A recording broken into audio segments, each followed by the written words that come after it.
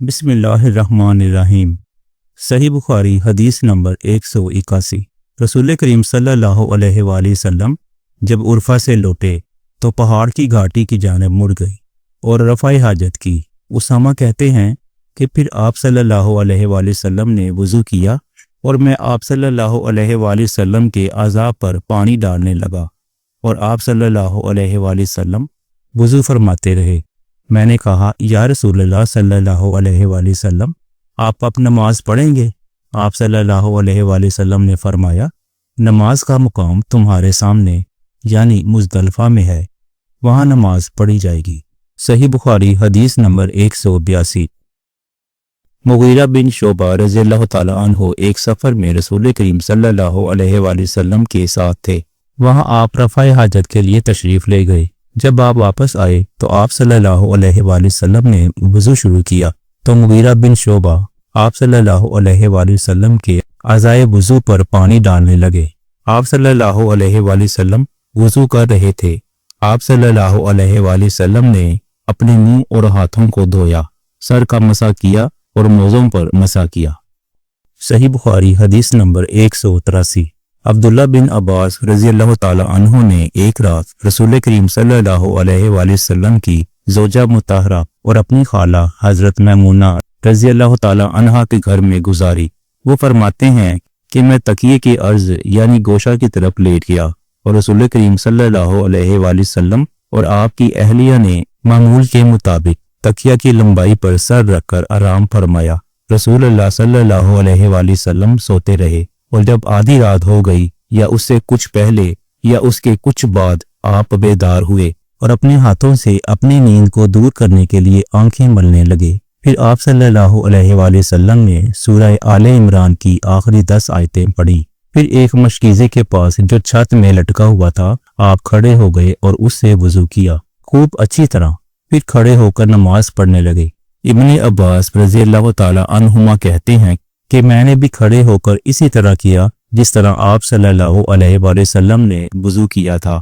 پھر جا کر میں بھی آپ کے پہلوئے مبارک میں کھڑا ہو گیا۔ آپ نے اپنا دانا ہاتھ میرے سر پر رکھا اور میرا دایاں کان پکڑ کر اسے مروڑنے لگے۔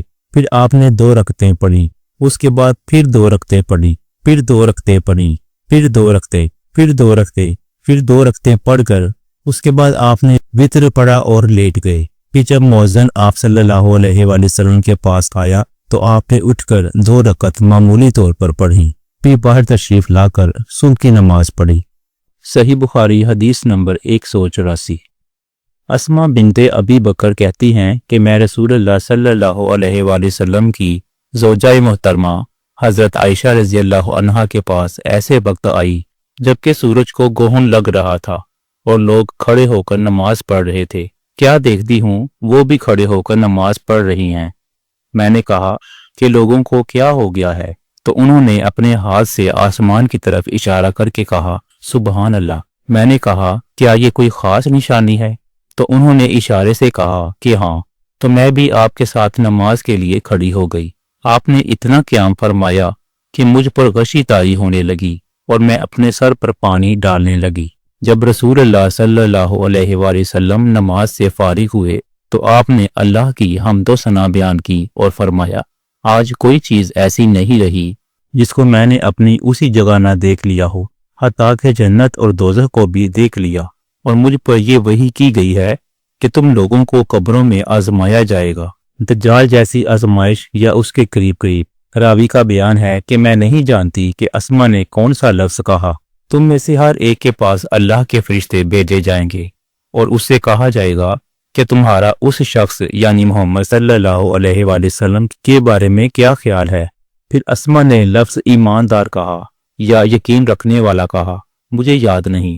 بہرحال وہ شخص کہے گا کہ محمد صلی اللہ علیہ وآلہ وسلم اللہ کے سچے رسول ہیں، وہ ہمارے پاس نشانیاں اور ہدایت کی روشنی لے کر آئے۔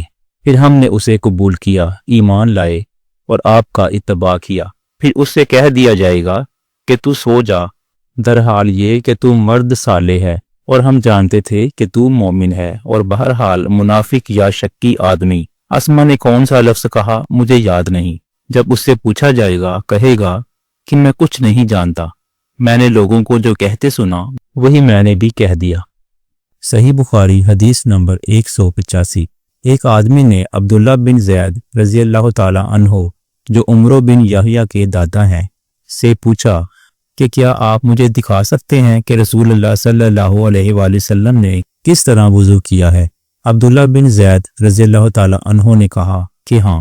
پھر انہوں نے پانی کا برتن منگوایا، پہلے پانی اپنے ہاتھوں پر ڈالا اور 2 مرتبہ ہاتھ دھوئے، پھر 3 مرتبہ کلی کی، 3 بار ناک صاف کی، پھر 3 دفعہ اپنا چہرہ دھویا، پھر کوہنیوں تک اپنے دونوں ہاتھ 2 مرتبہ دھوئے، پھر اپنے دونوں ہاتھوں سے اپنے سر کا مسح کیا۔ اس طور پر اپنے ہاتھ پہلے آگے لائے پھر پیچھے لے گئے، مسح سر کے ابتدائی حصے سے شروع کیا، پھر دونوں ہاتھ گدی تک لے جا کر وہیں واپس لائے جہاں سے مسح شروع کیا تھا، پھر اپنے پیر دھوئے۔